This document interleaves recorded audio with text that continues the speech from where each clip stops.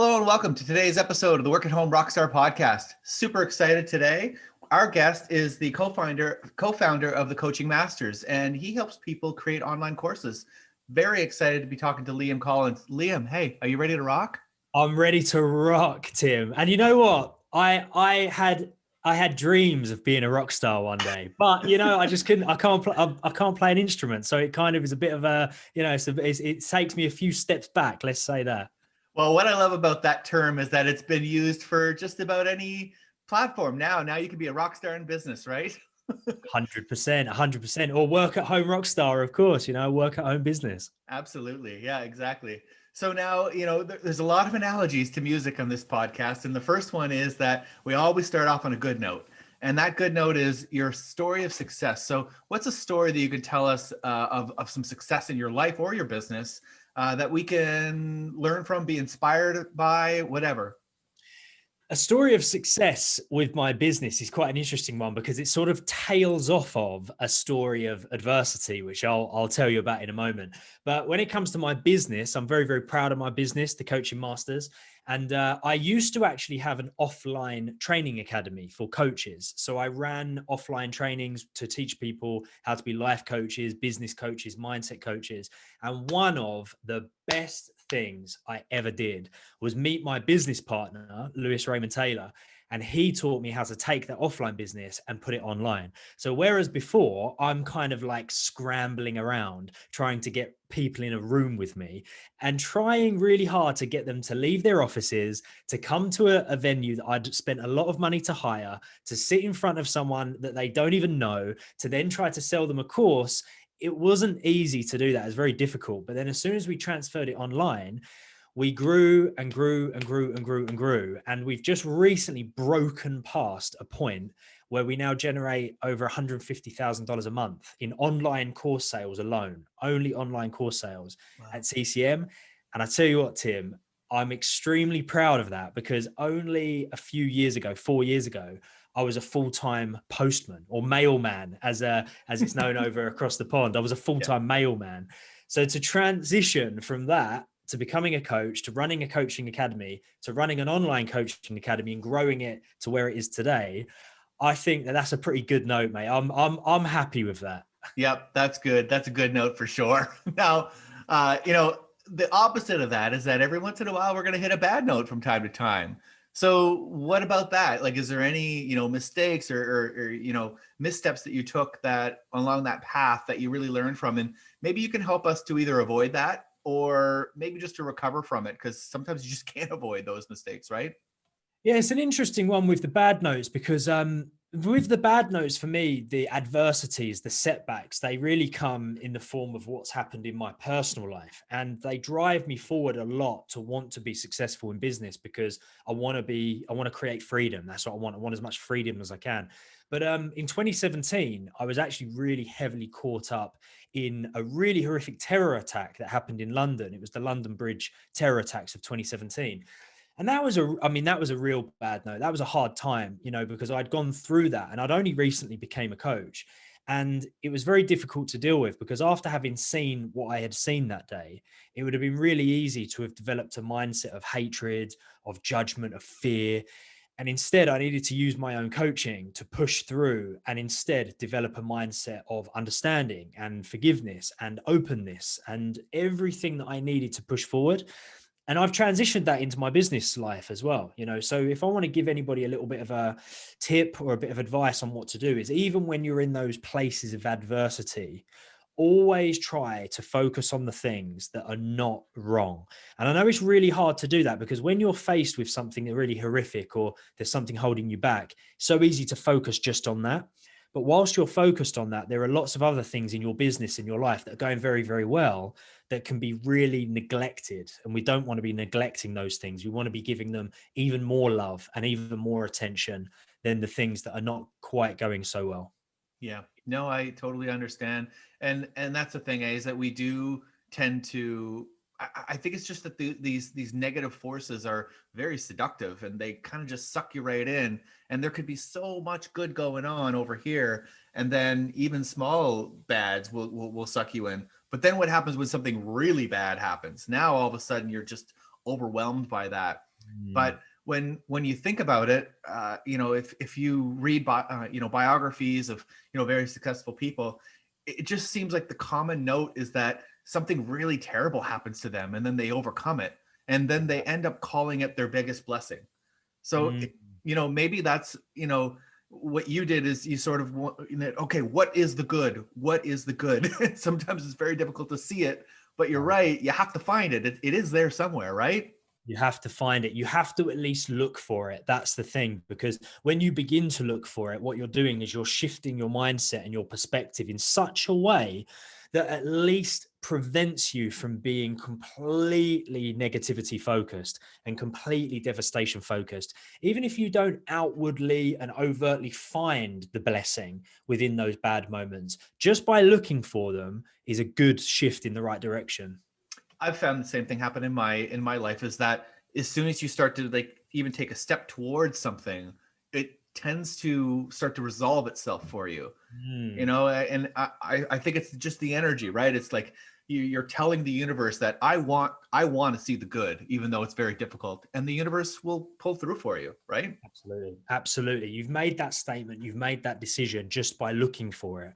And you're right. Then all of a sudden it seems to unravel itself in front of you, which Mhm. is, is a good, it's almost a skill, really. It's a good skill to develop, the idea of looking for that good and allowing the good to roll out in front of you.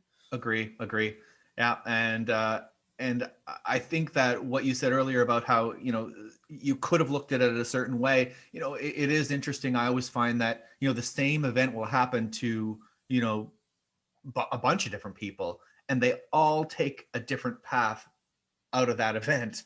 And Yeah. so it kind of, I find it very empowering myself, because I think, okay, well, this means that I can choose what I'm going to do with this information or with this event, rather than allow it to choose for me what's going to happen to me, right? Definitely, definitely. There's a really interesting image that is online. You can Google this, and it's so simple, but it's so great. And it's two people standing either side of a number on the floor, and to one of them it's a number 6, and the other one it's a number 9, and they're both right and they're both wrong. It's just that they have a different perspective of this one thing, and it's a great little simple example of what you're talking about, Tim. How people can have a different perspective over one event. And when you realize that, you realize, I get to choose the perspective that I have. Now, that is a real blessing. Yep. Now, and chances are, if you're the type of person that is, aligning with what we're talking about right now, then you probably are an entrepreneur at heart, even though you might not have already started. Yeah. So, like, how can we? I know that you help people create businesses, create online courses online. So how is it that we can get good at, or figure out what we're good at in order to create a business around that?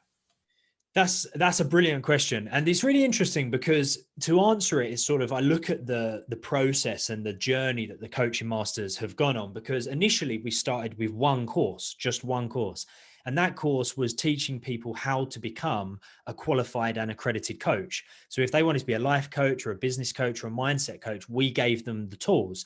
And then we had another course which taught them how to blow up their coaching business, how to get a steady stream of paying clients. And most recently, now we're starting to realize that our real expertise lies in how to create successful, profitable courses, because that's where our entire income has come from. That's where our revenue comes from. So to answer your question, Tim, what you got to do is you sort of think about what has worked in the past. So for us, we've managed to create very successful online courses because we created a course and indeed a business upon the shoulders of a topic that we know a lot about, which is coaching. Now, we're very good at coaching. We know a lot about coaching. That's where our expertise lies.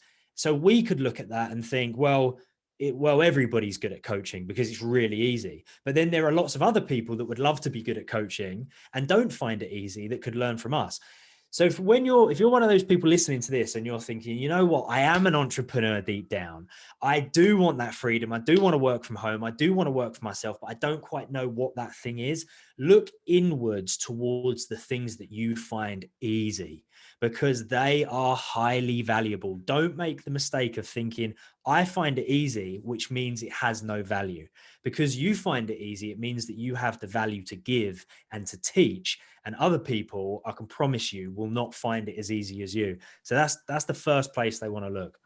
Yeah, I love it. I love it. That's such gold. And it is a perspective thing, right? You look at something, you're like, oh, well, that's so easy. You know, I can do that in my sleep. So why would anybody want to pay for that? Well, but you're the one who finds it easy. And sure, you might be around other people that also find it easy because that's just how life works. You tend to align yourself around people that are similar to you. However, there is a whole other group of people that finds the things that you find hard easy, and Mm. vice versa. So yeah, I mean, you're that's really, really good advice. Figure out what it is that you find easy that just comes natural to you, and that's probably a good area to go in. So what would be the next part to like hone in on what it is specifically that you can do with that? How do you figure out whether it's, you know, a hobby or a business? Sure, sure. I mean, so what you want to do is you want to find out if there's any demand for this, which I can imagine there is. And the reason I say that there is, even though I don't know what it is that the listeners are currently thinking, oh, I find this easy. Would there be demand for that? The reason I can quite confidently say there probably is just because of the sheer number of people that's on this planet. So if you find it, let's say, for instance, you might be very skilled at dog grooming. You might be skilled at car maintenance. You might be a skilled public speaker. You might be skilled at playing guitar, which I can imagine you are, Tim, as well. I see that lovely guitar sitting behind you. Yep. So, what we want to be thinking is, where could I take this thing that I find easy? Where could I take this skill? And how could I transform it into something value driven? Like, how could I add value to people's lives with this skill? And you know what? We're living in this incredible world at the moment where everybody is directly connected. Tim's in Canada. I'm in London. We got connected via chat, via Instagram. And now we're doing this podcast together. We have never been as connected as this. So talk to people, go and talk to people, find out if the thing that you find easy is something that they would value, and wait to find the communities of people that then would find that thing very valuable. Because that's another thing. We're living in this world where Facebook makes it very easy to come together in the form of communities. You know, LinkedIn makes it very easy to come together in the form of communities. And these communities that are online, they tend to share the same values, the same beliefs, the same skills. So if you have something like, let's say, for instance, dog grooming, let's say you're a very skilled dog groomer, and you know for a fact there's going to be multitudes of communities online of people that have gathered because they share a love of dogs, maybe a love of a particular breed. So it's all about just trying to find that thing you find easy and then finding the people that need what you have. Even if you still have the mindset that it's not valuable, go and ask people and talk to them to find out. Yeah. I like what you're saying. I mean, I think the main thing here is to stop thinking local and start thinking more global, because you're right. We're in a totally different place. I remember, you know, years ago when I was taking business classes and learning about business, you know, they would always tell you to niche down and find out, you know, the most specific, you know, skill that you have, or this most specific group of people that you're trying to sell towards. And then you might look in your city and go, well, that's like 4 people. I can't make a living on that. However, when you multiply that by every country in the world, you end up with a very, very large number that you can actually, you know, earn some income on. And then the next part of it is that, well, maybe the skill that I have, like dog grooming, is something that, well, I can only handle the dogs that are in my neighborhood. I mean, I can't really go and groom dogs over in Asia. I mean, it's not practical for me to do so. But now what you're saying is that, well, why don't we create courses around that? Now you can sell information. You can help people with learning your processes so that they can do that same work in their own area. So now you just break open all these walls of like, oh, but my location is a barrier for me. Not anymore, right?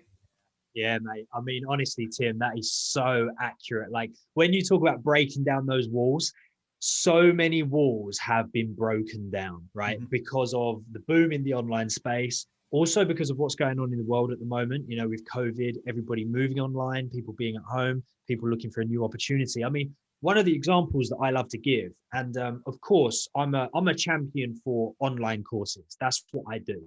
You know, I help people become coaches, but also we have the expertise to help people build an online course in any topic, in any subject. And one of the reasons that I find this so exciting at the moment is if you think about the whole homeschool situation, you know, everybody around the world, all parents around the world have been thrown into this situation where they have to homeschool their children. And their children now are essentially learning the same syllabus that they get from their school in the form of an online course. Their school has basically become an online course. I even read the other day that Harvard now, even after the whole COVID thing is it will at some point come to an end. I read an article that said that Harvard intend on continuing to deliver their classes online and still charging that premium amount. And that's because the value that they're handing over in the form of the lessons, they've realized that if it's online or offline, the value is the value, the lesson is the lesson. And obviously students that pay that premium price might think, well, I want to go there and I want to absorb myself in the experience. But it's a good example that of understanding how actually the world is now moving into what we call edutech, education technology, online education, which is where our expertise lies. So it's good for the coaching masters, but I think it's good for the rest of the world as well to know that you can really not only learn so much from the online space, but now you, the listeners of this podcast, have the opportunity to sell in the online space. They get to be the creators, not just the consumers. They get to create the content. They get to create the lessons. And it's a lot easier than what people think as well. A lot easier. Yeah, Liam, I'm so excited about this space and time that we're in because 10 years ago, when I started working from home, it just wasn't. There were some people working from home, sure, that had home businesses, but it was just very difficult. And to think about events and courses and all these other things, and they were all in person.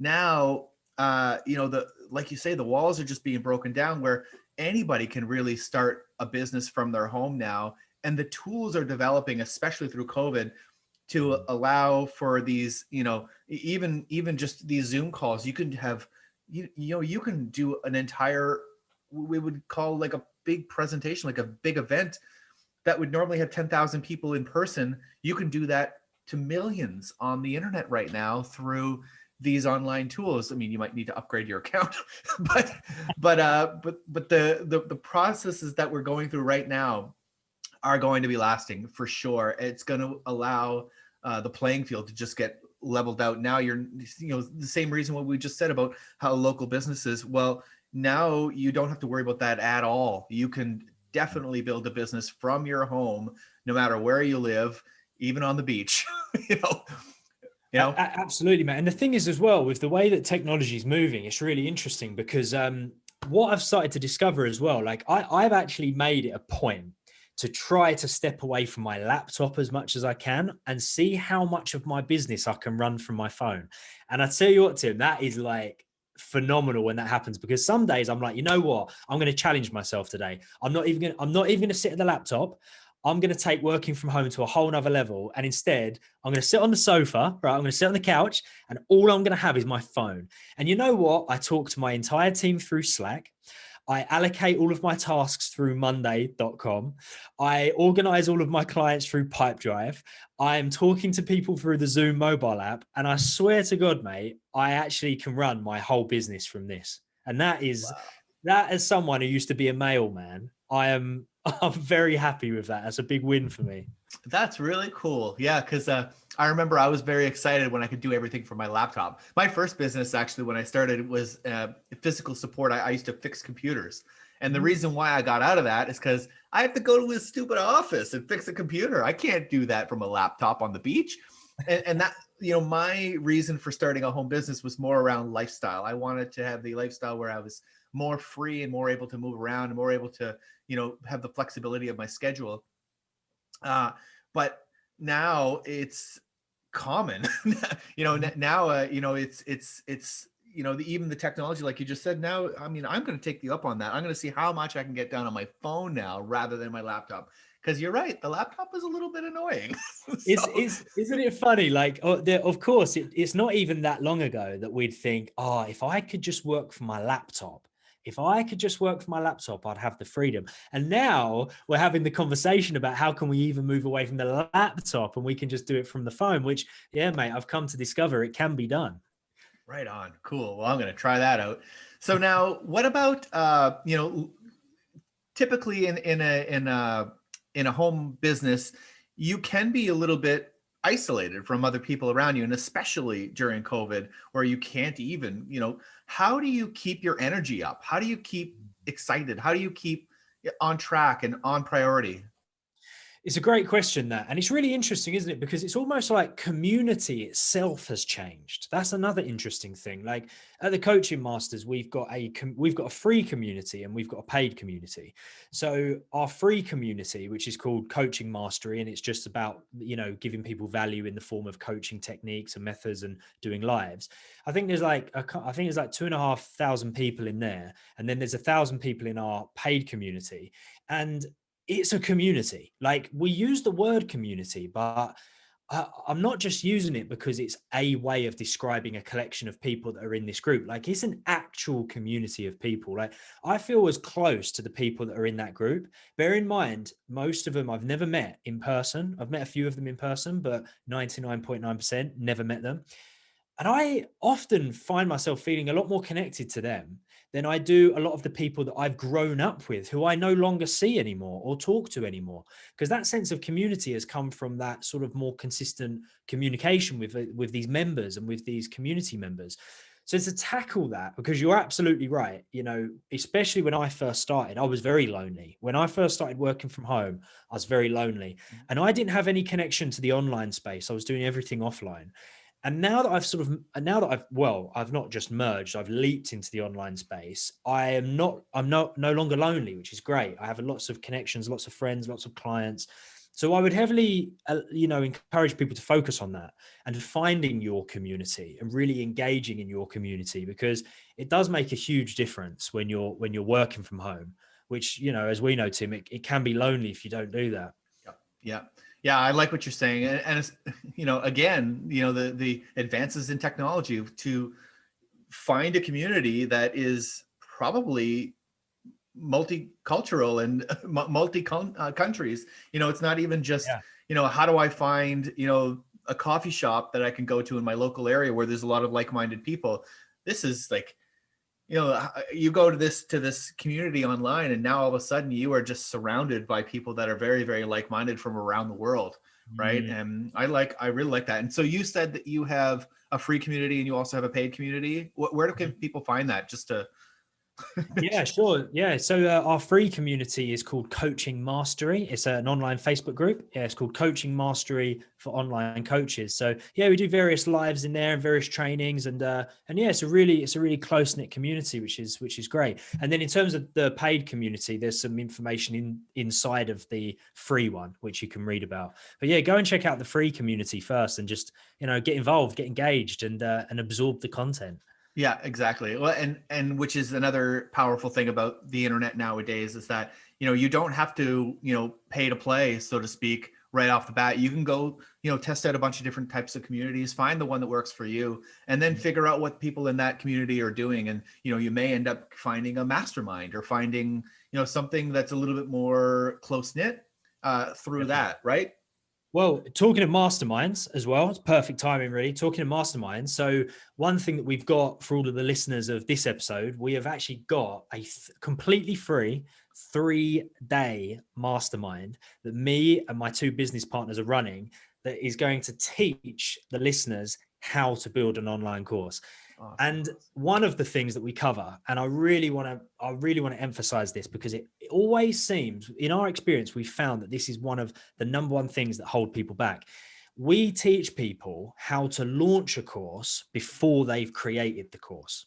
And the reason that that's so important is because so many people think, yeah, but what if I put all of this time into creating a course and nobody buys it? Mm-hmm. So we teach people a method of being able to sell the course, launch the course, sell the course, and then create the course as they're delivering the course. So they never have to have that worry of thinking, what if nobody buys it? Because whether or not somebody has bought it before you've even created it.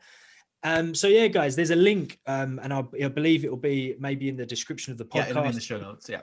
Nice one. And it's thecoachingmasters.com/rockstar, in, respect for the work at home rock stars listening to this. So you just click that link, join the group, and yeah, we're going to deliver 3 days of free training of how to build a profitable online course. That's awesome.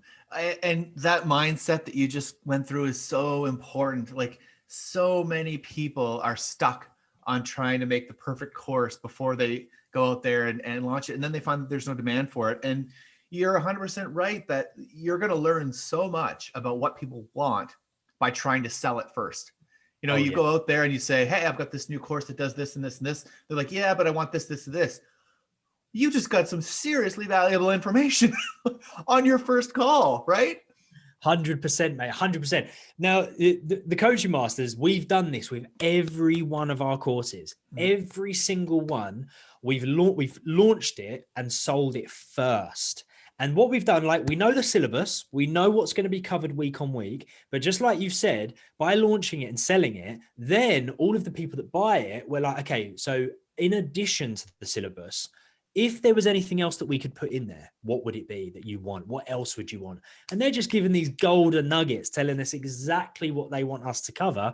And then we add it in, and we can add it in because we've not even created it yet. It's not like we've spent all, I was talking to a guy recently, and he told me that he spent 1 year of his life creating this course.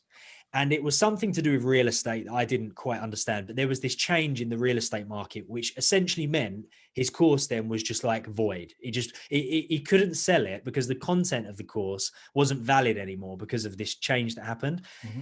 And then I introduced him to the idea of actually launching and selling a course and then creating it. And he was like, oh my God, it would have saved me a year of my life. So yeah, we want to try to avoid that. So there's two things I want to talk about that particular thing. So the first one I think is the easier one, which is, you know, you sell something. What if you're stressed about creating it? What if you think you don't have enough time? And I think I can handle that one myself. It's just, we work better when we have a deadline. So if you go out there and sell something and then you have a deadline, I wouldn't worry too much about that because you will figure it out. But the second one that I'd like you to help me with is, you know, someone might think, well, isn't that being disingenuous or isn't that being dishonest? Aren't I going out there and selling vaporware or whatever they call it? Like, how do you get through that mindset shift? Sure. Yeah, it's a brilliant question. So essentially, you will know what your course is about. Of course you will. Like, your course will be about something that you have expertise in. It's got to be an area that you're passionate about, that you have expertise, that you have experience, that you have wisdom, that you have knowledge. So it's not a case of going out and selling something that doesn't exist and then we'll make it up as we go along. It's about making the decision that you're going to create a very highly value driven course about something you know a lot about. That's step number one. The second step is that you will know the syllabus as well. We do encourage that. We do encourage you to know what's going to be covered week on week. It's just that you haven't actually recorded it yet. You know what you're going to record because you've already made the decision, this is what I'm going to cover, but you just haven't yet spent the time actually recording it. And the reason for that is just because we do want to protect ourselves in the sense of, what if nobody is interested? What if people don't want to buy it? What if this syllabus isn't quite right? And you know what? You'll know whether or not the syllabus is correct when you do go out there to sell it. Because it might be the case, no one wants it. And then you've really saved yourself a lot of heartache there, because then what you're doing, whilst people are giving you their no's or people are not interested, you're going out and you're researching, you're talking to people, you're getting their feedback to understand where you went wrong. Why is the syllabus not quite there? What do I need to include? What do I need to remove? I feel like it's kind of disingenuous creating something, not disingenuous, but it's just not useful creating something that you don't even know people want. Like, you've not even asked them whether or not they want it. I feel like it's a lot more transparent and it's a lot more valuable and it's a lot more honorable to make the decision, right, this is what I'm going to create. But I'm also very open to hear the feedback of the people that I'm going to sell it to, just so I know I'm getting it completely right and I'm delivering for them exactly what they want. I feel like there's a lot more honor in that. Oh, I love it. I love it. Yeah, exactly. So what you're saying is that when you're going out there, you're not selling nothing. I mean, you know what you're going to be delivering. I mean, you know what you want the end goal to be for that person. You want to help them with X, right? So it's not that it's not that you have no idea and you're going to create it all on the fly. You know what you're doing. But what you're doing is you're fine tuning it as you go along to figure out exactly what is going to provide them with the most value. 100%, 100%. A great example of that is the first course that we created at the Coaching Masters. And bearing in mind, we create all of our courses like this. So the first course, we knew that in order to get people, right, what we wanted to do, our end goal that you're speaking of, we wanted people to be qualified and accredited coaches. We wanted them to have enough tools and methods and frameworks as a coach that they would be able to utilize those tools and genuinely help their clients. So we knew that, but we had a very large selection of techniques that we could put into this course. So we put together the course in the syllabus, the best way we thought. We launched it, we sold it, we took some feedback, but you know what? It was draft one. We ran that course and it was very good, but it could have been better. So then the next time round, we slightly changed it. And then the next time we slightly changed it. And the next time we slightly changed it until we got to a point where we were like, that's it. That's the one that is really valuable. Everybody that had bought it up until that point, they had still got a ton of value because every time it was very valuable, but it can be changed. You know, it can be molded. It can be evolved. It doesn't need to be rigid. It doesn't need to. And I think that's what scares a lot of people. They think, well, it has to be one thing, right? It has to be set in stone. It can be very fluid. It can be really fluid. And another fear I want to kind of tackle is also it does not have to be big, high production value either, because it's all about the value. We generate $150,000 a month in course sales. Every single one of our courses is recorded on Zoom. Every single one. We don't go and rent a studio. We don't go and rent like these big high quality cameras. We've never had a student say, I'm interested in becoming a coach, but what lenses do you use on your cameras? No, they don't give a shit. They want the value. They want the value. So as long as the courses are packed with value, you can be a work at home rock star. You can record a very profitable course from your laptop using Zoom. We've done it. We've proven it. Yep. And to come for a circle, you're going to know exactly how to make that more valuable by actually going out there and testing it and finding out what people are looking for. Precisely. Yep. Love it. Love it. Well, I was going to give you a guest solo, but I think we've really talked about what you're offering. But is there anything else you can add? Is there maybe some actionable steps that someone can do, like right now, getting off this podcast, on what they can do to start making their course or their business come to reality? 100%. So there's a couple of things I want everybody listening to this podcast to do. First thing is click that link, right? And join that free training. That's the first thing I want you to do. It's coachingmasters.com/rockstar. The second thing is that training is going to start on February 23rd. So it's the 23rd, the 24th, and the 25th. Before February 23rd, have a really good think about what you are good at. Now, don't leave anything off the list, right? Don't leave anything off the list. Even if you think it's something that couldn't be packaged up and sold as an online course, even if you think it's something that's not valuable, and even if you think it's something that everybody's good at, get it down on that list. I want to know every skill set that you have. I want to know everything that you find easy. I want to know everything that you enjoy, everything you're passionate about, because this is going to paint a very well-rounded picture of the type of topic that you could put into an online course. So arrive on day one knowing what your skill set is and what you're good at, because then we can start to realize what your course should be about. Love it. Thank you so much for rocking out with me today, Liam. This has been a lot of fun. Yeah, I've enjoyed it, mate. I've enjoyed it, Tim. Anytime, my friend, anytime. Great. And to the listeners, make sure you subscribe, and we'll see you next time on the Work at Home Rockstar podcast. Awesome.